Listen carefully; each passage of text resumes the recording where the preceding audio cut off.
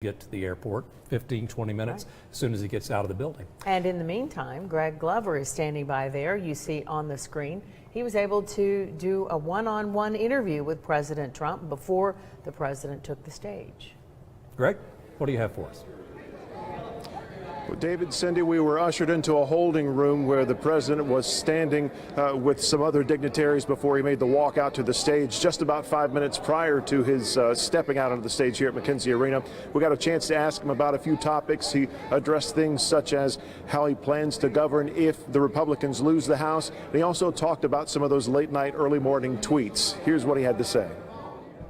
Mr. President, you just mentioned your big crowd you left in Georgia. Yeah. To what do you attribute the numbers? We've got a record here in Tennessee as well. And they had a record in Georgia. We're having records all over. It's just really hot. People are loving the Republicans. They're loving what we're doing on the border. You saw the numbers come out, the financial, economic numbers on Friday, with 250,000 new jobs for the month of October. And they're just, I mean, we probably have the best economy we've ever had in the history of our country. And, you know, we're doing well. When you talk to these people that you see in the crowds, are they talking to you more about the economy or more about their concerns for immigration and things like that? Yeah, it's a great question. I think they're talking about everything. They're really happy with the economy. They're happy with jobs. They're really benefiting, and they're happy with the tax cut. They love the regulation cut because their companies, or even if whether they own the company or they work for the company, their companies are doing well. But they're doing incredibly well. I mean, we have the best economy that we've seen, I think, ever. I mean, basically, they're saying ever. So when those numbers came out, it was a very good time for them to come out because they came out on Friday, and we have the big election on Tuesday. And I have to say, Marsha Blackburn has been incredible. She's really been a star. She's been all over the state. She loves Tennessee. She loves the people of Tennessee. She'll be a fantastic senator. I hope it works out. Let's use that to transition into why a visit here. You won Tennessee by a sizable margin. You won Alabama by a greater margin. Georgia you won as well. Is this visit seen to try to convince people to go to the polls? I know when you were in Florida the other day, basically everyone said they had early voted. What's the mission for trips like this? Well, this was really set up about 4 or 5 weeks ago, you know, because there are a lot of logistics. But regardless, I love the people of Tennessee. I like being here. And we want to make sure she gets in, I guess you could say. She has a nice lead, but you still have to go out. You have to vote. And so I said, let's keep it. Let's just keep it. She's doing really well. She's a great person. The people know her very well here, as you know, and she's doing well. But I said, let's just keep this. It's Tennessee. You've treated me so well, so good. I treated my family to a little bit of a surprise the other day. I was showing them some of the numbers from Tennessee, and this was a state that we did very well. If the election doesn't go your way, if the Republicans lose control of the House, how will you govern? Will you consider the last 2 years of this first term being a lame duck presidency? Well, look, I wouldn't have. I certainly want to see it go well. I think we're doing very well. We're certainly doing well in the Senate, but we even have to worry about that because you never know with elections what happens. But I think we're going to do really good in the House. I think we're going to have some good surprises. And if for some reason that doesn't turn out to be true, I'll figure it out. That's what I do. I always figure it out. You have to. You have no choice. Your presidency could be described as unconventional. You said figure it out. Is that the way you envisioned it when you came down the staircase and decided to run? Well, I think so, and I think we've done more. Even the enemies give us, the people that are against us, and we have a group, and they give us credit. We've probably done more, probably the word is now definitely, more than any other president in the first 2 years. If you look at the tax cuts, if you look at all that we've done with regulation, the military, the veterans choice, and all of the things that we've done for the military, you know, we're rebuilding our military, $716 billion. And we need it. You know, we have to have it. It was very depleted. It got so depleted and terrible. So if you look at all that we've done, nobody's done more. You look at healthcare things. I'll tell you what, right to try is something that they've been trying to get for many years, where you can use the system if you have an illness, if you're terminally ill or you have you can use medicines and things that are coming up in the pipeline. They've been trying to get that for many, many decades. We've done more than anybody's ever done in the first 2 years, and we're really happy about it. We're in great shape as a country. Some say you've done it with a heavy fist. Some of your late night, early morning tweets caused firestorms on morning shows by the time the rest of us got up. Is that stream of consciousness? Is it a way to get issues into the policies, into the argument before things get rolling? Well, it really is, and I don't get treated fairly by the media, so it's a way of going around the media because I have no choice. I mean, we go around the media, and we're able to do that. And it's been very, very successful. And I think really without social media, I don't call it tweets, I call it social media because it's a whole broad array. But without social media, I wouldn't be able to get the honest word out because we have not been treated fairly by the media. And that's even been written about. You know, many people agree with that. And so through social media, I can get the word out. And you're right, it's also a way of putting ideas out so people can start talking about them. But we've done a lot. We really like it, and you see the kind of crowds we have. We have thousands of people outside that can't get in, so that's a good feeling. One more question for you before we get the wrap here. You've got thousands waiting for you out there. How do you reach the moderates that won't come to a rally, that don't wear the red baseball caps? What is your plan for that? Because the races are so close in so many states. But I think we've reached the moderates. You know, the moderates want to have border security, and I'll tell you, we've really reached women. They said that for 16 that maybe I wouldn't do well with women, and then we did unbelievably well with women, and we're doing well with women right now because they want security, they want financial security, which we're certainly doing a great job with, but we're also giving great border security, great military security. When you look at what our military does when they go to that border, look at the way they have that secured up already. We have the best military, and we've had to do it over the last 2 years because it was so badly depleted. Women want security, and they get security with me, and they don't get it with the other side at all. Mr. President, thank you for your time. There you have a few minutes with President Donald Trump in the holding room while the Vice President was making his introductions on stage. I want to thank Lee Broom for making us look good on the camera there, and thank the White House for the opportunity.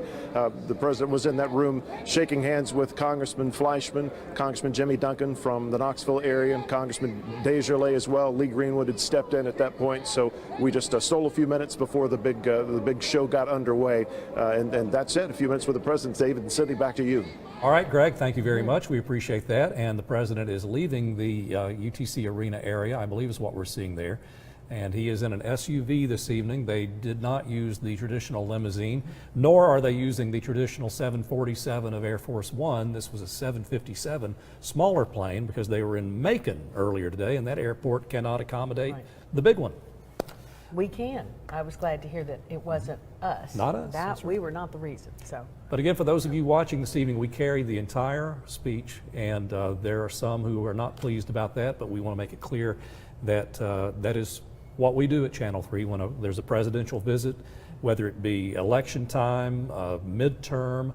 As you'll recall, President Obama was at Amazon in 2013. Prior to that, President George W. Bush, both campaigning and doing a health care summit. We carried his entire speech at that time. And when President Reagan spoke in May 1987, I think this was your first, when you were here at Channel 3, a presidential visit. That was, you and Bill Markham were there at the UTC Arena as he spoke to about 3,000 high school seniors. What an opportunity for those high school seniors to sit there and have the president give them their commencement speech. And we've been posting some of that in the last few days, and some of those kids are now 48 years old or thereabouts, and they're talking about their memories of going, their parents being there as part of it. So a lot of people tonight got to witness history, and yes, we've been covering the protesters as well. There were protesters outside the UTC Arena today, and we have talked to some of them. You'll be seeing that on our newscast a little bit later this evening. And we covered Phil Bredesen's appearance in Chattanooga today at the Bessie Smith Cultural Center. He hosted an interfaith program this afternoon around 1 o'clock. A large crowd attended that as well. And he is making the rounds in Tennessee, all over the state tomorrow at last-minute campaign stops as he attempts to defeat the Republican Congresswoman Marsha Blackburn, who the president was campaigning for today. The election will be less than 2 days away. It happens by 7 o'clock Tuesday night. The polls will close. So there is a last-minute frenzy on the part of Marsha Blackburn and Phil Bredesen and so many other candidates around the country. Now, a survey conducted by East Tennessee State University shows that Phil Bredesen and Marsha Blackburn are very close, and both have the support of 44% of likely voters. And we should point out that there have been a lot of polls in recent weeks, And the numbers vary, but that's one of the more recent ones. And we want to let you know, as soon as we get another look at the president's procession headed towards the airport, we of course will show it to you. But meantime, Channel 3's Greg Glover takes a look at the race. The two candidates vying for the job that has been held by Senator Bob Corker since 2007. The battle for this Senate seat began when incumbent Bob Corker announced in September of last year that he would not run again. His revelation came after trading barbs and insults with President Trump. Party faithful soon coalesced around Marsha Blackburn for the Republicans and Phil Bredesen for the Democrats. When Senator Corker was mayor of Chattanooga, he worked closely with then Tennessee Governor Phil Bredesen, and because of their relationship, he's refused to ever lend his full-throated support to Blackburn, the nominee of his own GOP. His tepid endorsement evident just last month at an appearance with the Congresswoman here in Chattanooga. We asked him who he thought would do the best job. Well, obviously, I'm here today and have spoken to that in the past. So, it's self-evident by virtue of me being here.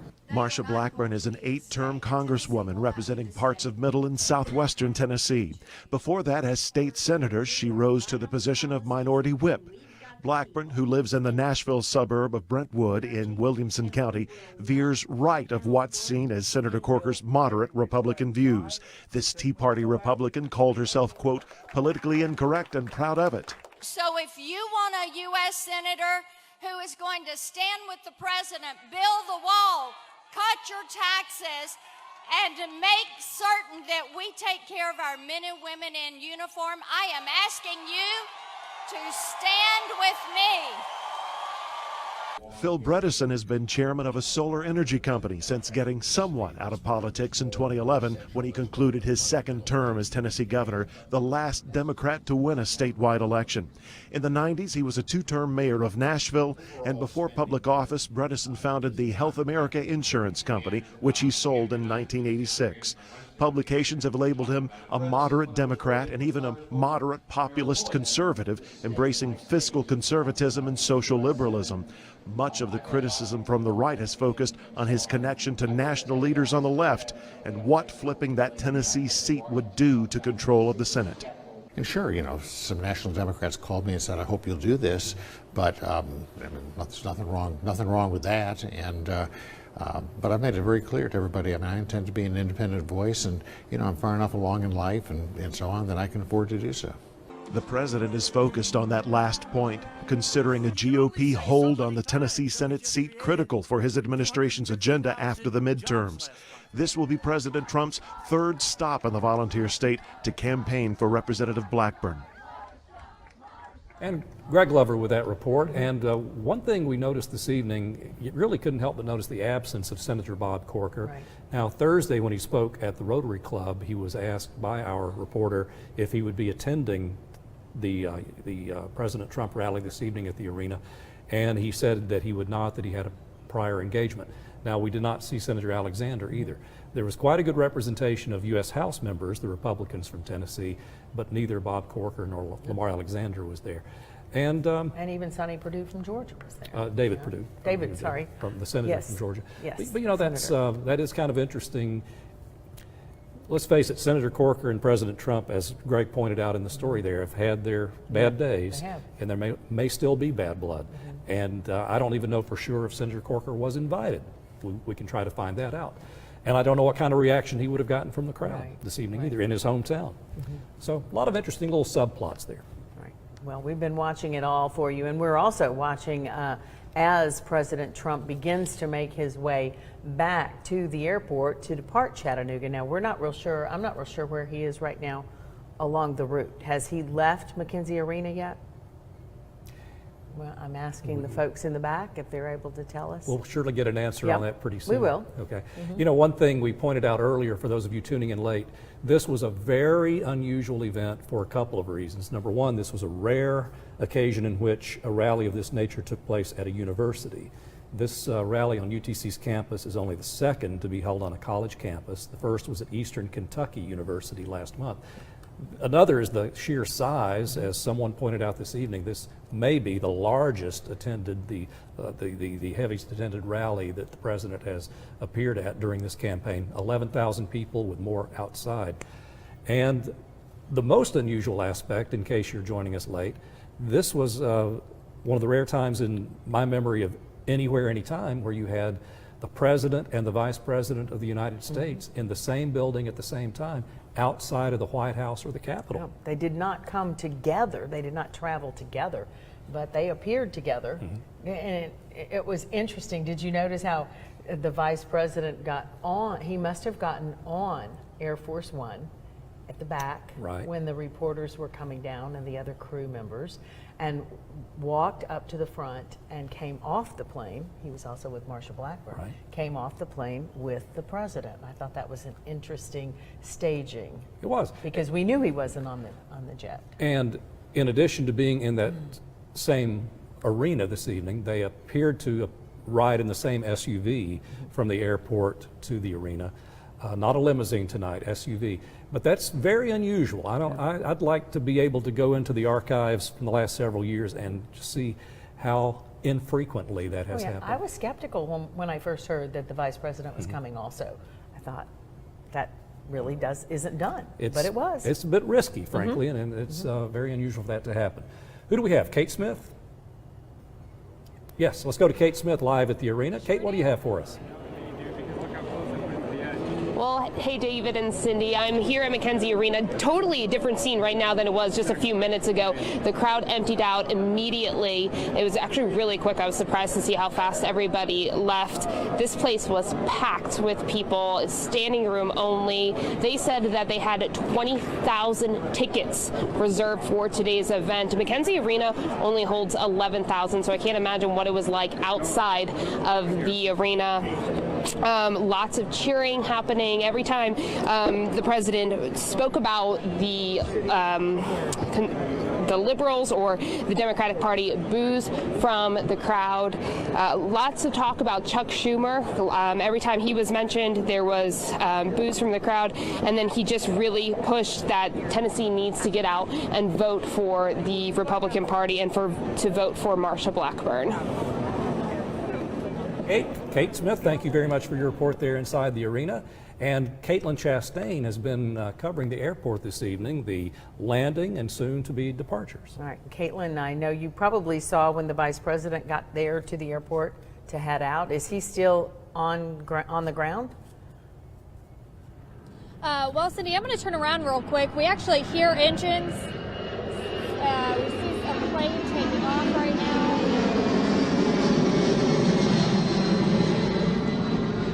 Actually, Cindy, you just got a live look at, I believe that would be Air Force Two that just took off right above us.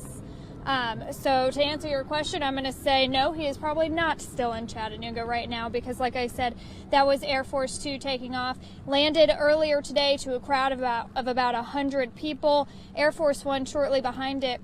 And like David was talking about earlier, just a very unique situation to have both the vice president and the president in town just days before the election, one of them arriving on Air Force One, the vice president coming in on Air Force Two, of course, greeted by a very excited crowd out there today. And now we'll continue to wait out here as well for the departure of Air Force One. We'll be keeping an eye out for that, and we'll bring that to you live as well. Caitlin Chastain, thank you very much for your reporting this evening. And it's a bit difficult this evening because obviously it's dark outside. Now it's raining. We just looked at the radar in our Storm Alert Center, and it's going to be raining for a while. We can tell you that much. Not a meteorologist, but I can see that green wave. We've got a green wave coming as opposed to any red read or that radar. Blue. Yeah. Right. But here's early this evening we've talked about, Cindy, this thing being on schedule about as well as any major huge event that I've seen organized. And we were told early this evening that the president would be leaving Chattanooga at 8:45. Well, here we are 10 minutes away, and assuming he left the arena when he finished speaking, that's probably going to be about right. Yeah, I don't know if if our people along Amnicola have seen his motorcade go by, but we will let you know when we spot his motorcade. Right now, we want to go back to Tanisha Cordell. She was inside the arena for the address and the build up to it. Tanisha? Yes, Cindy. Well, again, as Kate mentioned earlier, the arena is now clear. I want to mention when Vice President Mike Pence came out, he spoke very briefly, but one of the main points he hit on was the fact that Marsha Blackburn is the proven conservative leader for the job. Now, shortly after, like I said, he was very brief in his comments, probably about 5 minutes he was there on the stage, but then he introduced President Donald Trump, who was greeted immediately with USA chants from the crowd. He immediately pointed out employment rates and says more Americans and Tennesseans are working now than ever before. As soon as he said that, he pointed to the media actually and said they would have never believed it. Again, cheers from the crowd when he said that. He also hit on health care and taxes, saying that the Democrats actually want to raise taxes versus Republicans want to cut them. Again, health care was mentioned. Immigration was a hot topic as well. He said, and I quote, Democrats want to invite caravan after caravan and illegal immigrants to our country, and he ended with, I don't think so. Again, lots of cheers from the crowd. Again, it's been a big push for Marsha Blackburn in this entire campaign. She took the stage as well, was very brief in her comments as well. I actually thought we would hear from her a little longer, but her main points was thanking President Donald Trump and Vice President Mike Pence for their 2 years in office and the work they've accomplished at this point. We're continuing to push for more answers and bring you more coverage as we again wrap up. Everyone's cleaning up here in the arena. For now, live at UTC, Tanisha Cordell, Channel 3 Eyewitness News. Tanisha, we're just all marveling at how quickly the crowd was able to get out. Were there any problems? Did you see it, or is just everybody ready to go home? No, believe it or not, it was all single line fashion. Everyone was very civilized, as you can imagine, and everything is just smooth sailing, I can't say. But again, I think if you want to, I'd probably say about 5 minutes, everyone was out of here. Again, everyone just pushing out of 2 main exits and then up ahead on the seating area. But everyone's pretty much cleared out. The only ones here are media kind of wrapping up, and Secret Service, law enforcement agencies kind of wrapping up there. A lot of trash there in the standing area where, again, the floor area was at capacity. So lots of people here, but no problems here, Cindy. Tanisha, I'm also marveling at the fact that that was the standing area. Folks who got in there must have arrived hours before this, and they stood the whole time, right? They did, and you actually saw people sitting on the ground as well. But yes, that entire area you see here where their barricades are was filled with people. Again, doors opened at 2 o'clock, so you had a lot of people standing in line. Concession stands were open for a lot of folks, so that's what you see that trash is from: drinks and food, popcorn, pizza, you name it. But yes, lots of folks in this area standing and sitting. But once the president came out, everyone was on their feet. Cindy? And Tanisha, one final question for you. Anytime you have an event with 11,000 people in a politically charged atmosphere, you know, we all have fears something could happen, something could erupt, somebody could argue, go head to head, whatever. Unless I missed something, I didn't see anything like that. You didn't, and that's something I think a lot of people were looking out for. I mentioned earlier in the newscast as we were, continuing our live coverage, there were ads playing on the Jumbotron actually instructing the crowd on what to do if protesters, started chanting or interrupting the president while he was talking. They were actually instructed to hold their rally signs above their head and chant Trump repeatedly until a law enforcement agent or Secret Service agent came to that area. But again, I didn't see any of that. A very energized crowd, no problems here, which I think surprised a lot of people. David? And that is a pleasant surprise always when something goes without a hitch. Tanisha Cordell, thank you for your hard work. Also, Kate Smith in the arena for us. We've had reporters all over the place, and the next thing that's going to happen is President Trump is going to board Air Force One. And as we mentioned earlier, this surprises some people. A lot of us think Air Force One is a plane. One great big 747. And in case you didn't know, this is a good little civics lesson for all of us here. Air Force One is whatever plane the president happens to be flying, and in this case, it's a smaller plane, a 757. We have all these facts and figures about the size of the big Air Force One being 3 stories and holding so many people. Yeah. This is a smaller one because they wanted to land in Macon, Georgia this afternoon, which could not accommodate it. But that's the next thing that's going to happen, and it could be about 5 minutes away. He will leave here, and I don't know what his first stop is tomorrow, but he will head back home and be in Cape Girardeau, Missouri tomorrow for another rally similar to what we've had. Now, that's somewhere you used to work, and I've I never did. been there. Is Cape Girardeau the size of Chattanooga, bigger, smaller? Smaller, much smaller. It's on the Mississippi River, about 2 hours south of St. Louis, down in close to what they call the boot heel of Missouri, close to Kentucky and Tennessee as well. So a beautiful little city. And I'm going to have to look up the population because I don't know what it is anymore, but it could be close to what Macon's size is. Very similar. Cameron Taylor is outside the UTC arena, and wow, Cameron, what a different scene we see here just half an hour after the president's speech ended. It's pretty much just a rainy night in Chattanooga there. Yeah, it's cleared out, David and Cindy. There's pretty much no one left here. We have some people walking around, but it cleared out pretty fast. We had a lot of people watching the president's speech on top of this garage that we're inside right now, and they were watching it on a Jumbotron. Many of them had tickets, were registered to go to the event, but when they tried to get inside, they were told that they were at capacity, but they were still going to watch his speech to find out what he was going to say. The supporters I spoke with tell me that they appreciated what he had to say and that it kind of revved them up for the election on Tuesday. So that's what we were hearing from them. We also spoke with some protesters as well. We saw an argument break out, and of course we're in a parking garage. We heard an alarm go off right there, and it always seems to happen. But an argument broke out between protesters and supporters. It did seem civil though. Police were standing in the middle to make sure that it seemed peaceful, so I am happy to report that as well. But I do want to send it back to you. We'll have reaction from both sides coming out tonight on Eyewitness News at 11. That'll be after the game, of course. Cameron, thank you. We may have heard him a little better than you did for various reasons, but you know, the thing he said that was most interesting and that many of you were wondering about, he said there was an argument that took place between some of President Trump's supporters and some of the protesters who were there. You know, just a little back and forth, but nothing serious. Yeah, I'm glad to hear that as well. And we'll try to get that mic fixed before we check back in with Cameron again. And I hope that wasn't a car burglary. Maybe it was just, Right. it happens to all of us from time to time when that thing goes off. You know, it's another thing we should probably give. Okay, let's see what President Trump just tweeted. Thank you for joining us tonight in Tennessee, the Lee Greenwood. God bless the USA.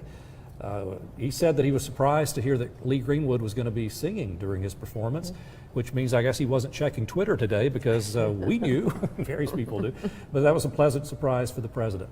One point we want to make here, as soon as we heard about this event 10 or 12 days ago that it may happen at some point, we knew the Chattanooga Police Department and our other local law enforcement agencies would be involved. And we heard early on that this event would take place either today or tomorrow. And we knew that CPD officers could not take the day off. It was all hands on deck. And now we see why, in that you have a situation of 11,000 people plus more outside, 2 separate trips from the airport to the arena with the vice president and the president.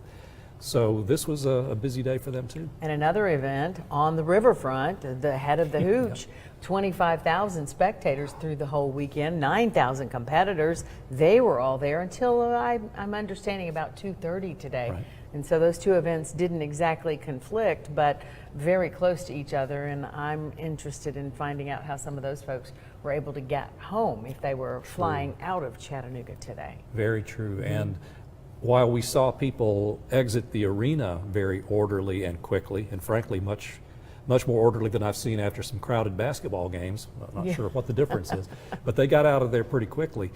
And I'm wondering how long it's going to take them to get out of wherever they parked, because you know every parking garage was jammed, every parking lot, every street parking place, some of the businesses or agencies around there that offered parking. So there may be still some folks sitting waiting to get on the street. Maybe some shuttles helping people get to their parking places. Let's hope that happens as well. So we're expecting to hear more about the president lifting off here shortly. And you know, we've done a little research, and here's the thing. When you go back 200 years, 26 men who have been president of the United States have been here at one time or another. Not all of them were president at the time. But if you go back to 1940, World War II, there have been 6 sitting presidents who have visited our city. And Channel 3's Tim Pham dug into our archives, and he takes a look at those visits.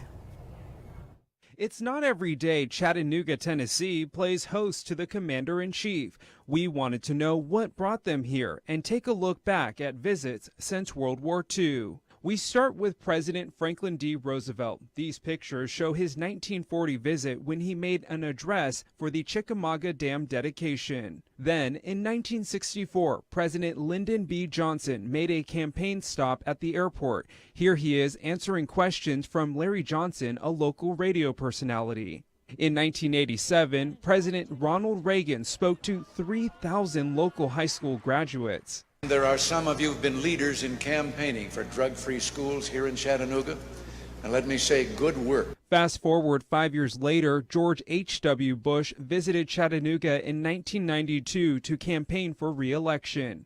Then there was a bit of a gap until the next one. His son, George W. Bush, arrived by Air Force One in February of 2007. Well, the great strength of the country is not our military, nor the size of our wallets. It's the size of our hearts and the compassion for fellow citizens. The motorcade ushered him to Erlanger Medical Center, and he later spoke about health care reform at the Trade Center. And then he capped off his visit with lunch at Porker's Barbecue.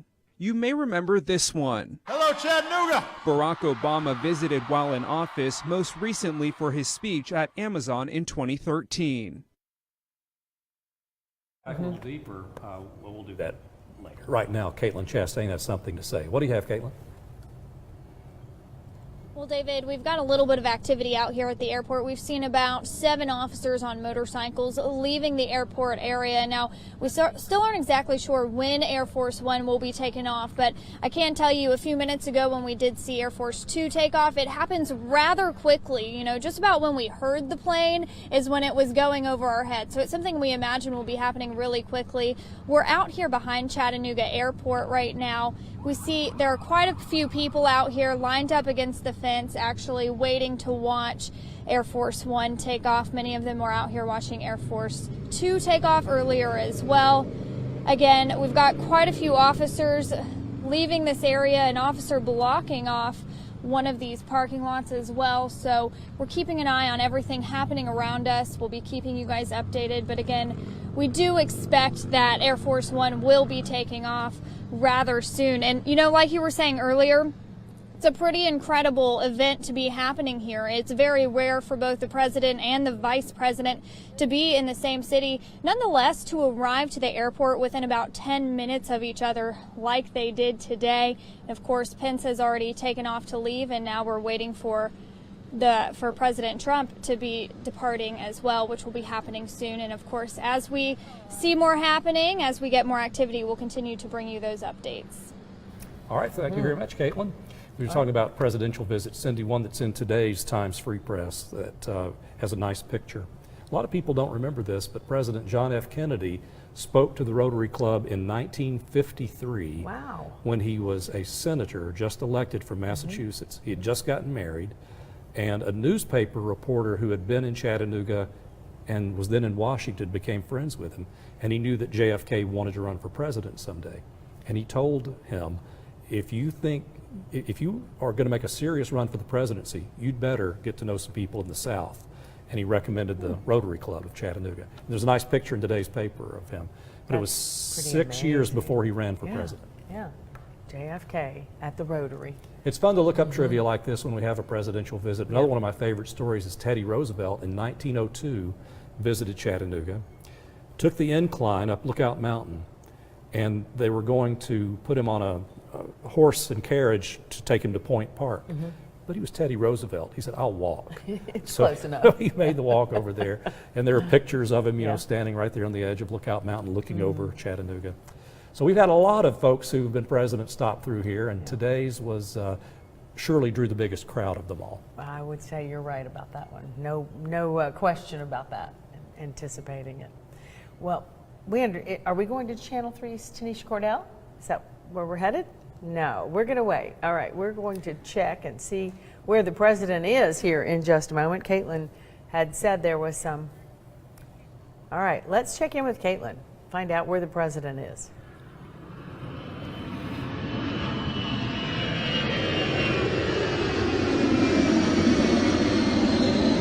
Well, and there you have it, guys. That was a look at Air Force One taking off right above us.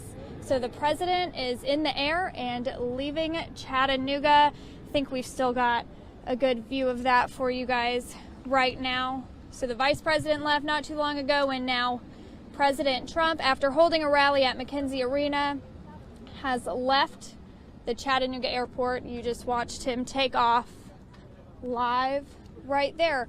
So again, you know, just a few hours ago, both Pence and Trump arrived to the airport. They held that rally, and then they both took off. A big day here in Chattanooga, something that the city doesn't see often, or really anywhere for that matter. We're out here behind the airport. Lots of people against the fence just watched that as well, coming out here just to see both Air Force Two and Air Force One take off from Chattanooga in the same day. David, Cindy. All right, Caitlin, great coverage out there. Thank you so much for all your hard work. And all of our crews have been all over, working all day long since early today, getting this set up. And we should give credit, you know, a lot of folks behind the scenes too. You saw the faces you see on our newscast each day, but the people behind the cameras and the guys who set it all up, ladies too, we really appreciate what you do. And we again want to point out that the coverage you've seen this evening is customary here at Channel 3 with the presidential visit. We do, as we say, from wheels down to wheels up and everything in between. We captured the entire speech at the arena. And coming up after the NFL game on Channel 3 tonight, we will be showing you highlights of the president's visit, but also the other side as well. Governor Phil Bredesen was in town today. He, of course, is campaigning against Congresswoman Marsha Blackburn, who the president was here to support. And there were protesters who had a different view of what you heard this evening, and we'll be covering that part of the story as well. We will keep it balanced for you, and we thank you for joining us for this special coverage here online, on our app, and on Facebook.